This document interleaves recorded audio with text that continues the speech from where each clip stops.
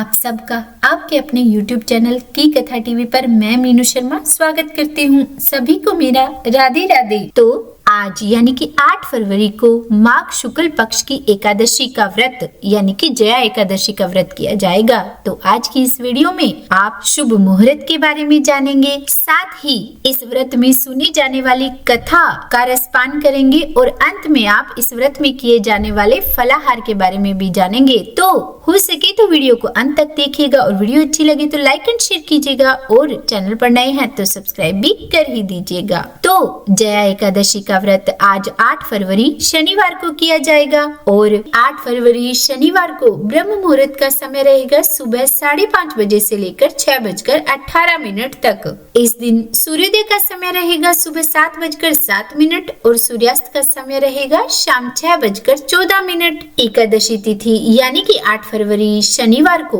पूजा का जो समय रहेगा वो रहेगा सुबह के समय तो 5:47 से लेकर 7:05 तक और शाम को 6:06 से लेकर 7:24 तक। इस दिन राहु काल का समय रहेगा सुबह 9 बजे से लेकर 10:30 बजे तक। अब देखिए इस दिन भद्रा भी लग रही है, तो भद्रा का जो समय है वो रहेगा सुबह 8:48 से लेकर रात 8:15 तक, यानी कि माने तो पूरा ही दिन भद्रा रहने वाली है। और जो द्वादशी तिथि है वो प्रारंभ होगी 8 फरवरी शनिवार रात 8:16 पर और समाप्त होगी 9 फरवरी रविवार शाम 7:25 पर। तो ऐसे में जो द्वादशी तिथि है वो 9 फरवरी रविवार को मानी जाएगी। देखिए 9 फरवरी रविवार को सूर्योदय का समय रहेगा सुबह 7:06 और सूर्यास्त का समय रहेगा शाम 6:15। इस दिन ब्रह्म मुहूर्त का समय होगा सुबह 5:59 से लेकर 6:17 तक। प्रातः काल पूजा का जो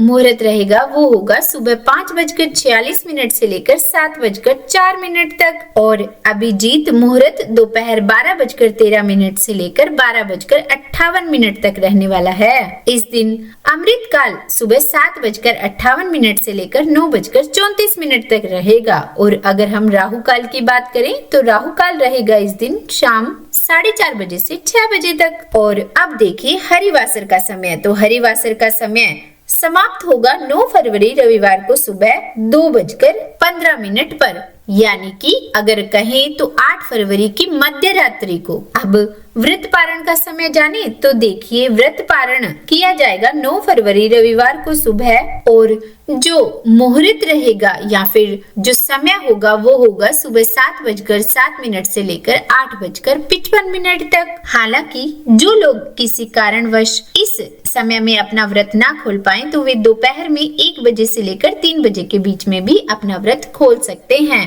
और अब शुरू करते हैं माघ मास के शुक्ल पक्ष की एकादशी यानी कि जया एकादशी की व्रत कथा, जिसे धर्मराज युधिष्ठिर के कहने पर श्री कृष्ण भगवान ने खुद यह सुनाई थी। राजा युधिष्ठिर बोले, हे आदिदेव जगतपति, हे कृष्ण, चारों प्रकार के जीवों को उत्पन्न पालन और नाश करने वाले आप ही हैं। माघ कृष्ण पक्ष की षटतिला एकादशी आपने अच्छी तरह से वर्णन की। अब कृपा करके माघ शुक्ल पक्ष की एकादशी का भी वर्णन कीजिए। उसका नाम क्या है, विधि क्या है, उसमें किस देवता का पूजन किया जाता है। तब श्री कृष्ण जी बोले, हे राजेंद्र, माघ शुक्ल पक्ष में जया नाम से एकादशी प्रसिद्ध है। यह सब पापों को दूर करने वाली है, इसे मैं तुझे कहूँगा। यह पवित्र एकादशी सब पापों और पिशाच योनियों को नष्ट करने वाली है। राजन, इससे बढ़कर पापों को दूर करने वाली और मोक्षदायी का कोई दूसरी तिथि नहीं है, इसलिए यत्न पूर्वक इसका व्रत करना चाहिए। हे राज शार्दुल, इसकी सुंदर कथा जो पद्म पुराण में कही है उसे सुनिए। एक समय इंद्र स्वर्गलोक में राज्य कर रहे थे। देवता उस मनोहर स्थान में सुख से निवास करते और अमृत पान करते थे। अप्सराएं उनका सेवन करती थी। वहाँ कल्प वृक्षों से सुशोभित नंदन वन था। एक समय वहाँ इंद्र ने बहुत प्रसन्नता से 50 करोड़ नायिकाओं से नृत्य करवाया। वहाँ पुष्पदंत नामक गंधर्व गान कर रहा था। चित्रसेन नाम का गंधर्व, उसकी पुत्री मालिनी और चित्रसेन की स्त्री वहां आई। मालिनी का पुत्र पुष्पवान और पुष्पवान का पुत्र माल्यवान था। पुष्पवती नाम की गंधर्वी माल्यवान गंधर्व पर मोहित हो गई। उसने भी अपने सुंदर स्वरूप, भाव और कटाक्ष से माल्यवान माल्यवान को वश में कर लिया। उसकी भुजा तो मानो कामदेव का पाश है। चंद्रमा के समान मुख है और नेत्र कान तक लंबे हैं। कानों में कुंडल शोभा दे रहे हैं। वह सुंदर आभूषणों से सुशोभित थी। शंख के समान उसका कंठ था। लाल कमल के समान शोभायमान चरण थे। ऐसी पुष्पवती पर माल्यवान भी मोहित हो गया। इंद्र को प्रसन्न करने के लिए नृत्य में वे दोनों आए और अप्सराओं के साथ गान करने लगे। मोहित होने से उनका चित्त डामाडोल हो गया। इससे शुद्ध गायन नहीं कर सके। परस्पर दोनों की दृष्टि बन गई और दोनों कामदेव के वशीभूत हो गए।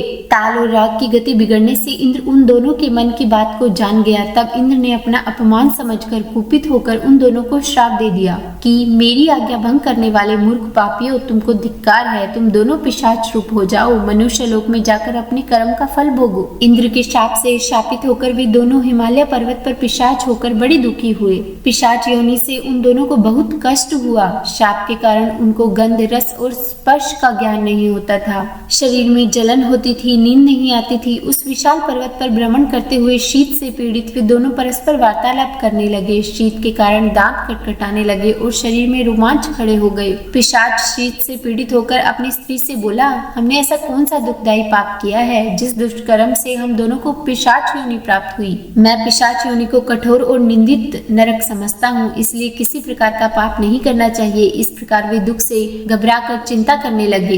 दैव योग से माघ शुक्ल एकादशी की तिथियों में श्रेष्ठ जया नाम की प्रसिद्ध तिथि आई। उस दिन उन दोनों ने कुछ आहार नहीं किया। हे नरपते, उस दिन उन दोनों ने जल भी नहीं पिया, न जीव हिंसा की, न पत्ते और फल खाए। रात हो गई, जाड़े से कांपने लगे और जड़ सरीखे हो गए। शरीर और भुजाओं से परस्पर आलिंगन किए हुए पड़े रहे।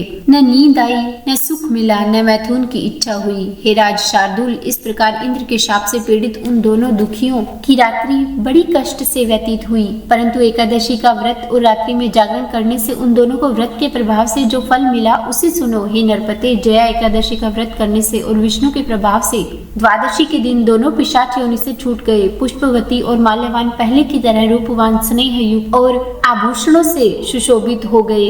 अप्सरागण सेवा करने लगी। तुम्बरु आदि गंधर्व स्तुति करने लगे। दोनों स्वर्गलोक में पहुँचे। इंद्र के सम्मुख जाकर प्रसन्नता से प्रणाम किया। उनको पहले की तरह देखकर इंद्र को आश्चर्य हुआ। इंद्र बोला कि किस पुण्य के प्रभाव से पिशाच योनि दूर हुई, किस देवता ने तुमको मेरे शाप से छुड़ाया। माल्यवान बोला, वासुदेव की कृपा से और जया एकादशी के व्रत से हमारा शाप मोचन हुआ है। फिर इंद्र बोला, एकादशी का व्रत और विष्णु की भक्ति करने से तुम पवित्र हो गए। जो मनुष्य शिव और विष्णु की भक्ति में लीन है वे निसंदेह हमारे भी पूज्य और वंदनीय हैं। आप पुष्पवती के साथ स्वर्ग में सुख से विहार करो। हे राजन, इसलिए एकादशी का व्रत अवश्य करना चाहिए। जया एकादशी का व्रत ब्रह्म हत्या को दूर करने वाला है। जिसने इस व्रत को किया है, हे नृप, उसको सब दान और यज्ञों का फल प्राप्त हो गया है। इसके पाठ करने और कथा सुनने से अग्निष्टोम यज्ञ का फल मिलता है। एकादशी के दिन सागार का विशेष विधान है। जिस दिन जो सागार लेना है, केवल उससे व्रत का पारण करना। यदि कठिन हो तो पहली ग्रास में उस विशेष आहार को लेकर उसके बाद शाकाहार या फलाहार लेना चाहिए। जया एकादशी के दिन गोंदकरी के 60 का सागार लेना चाहिए।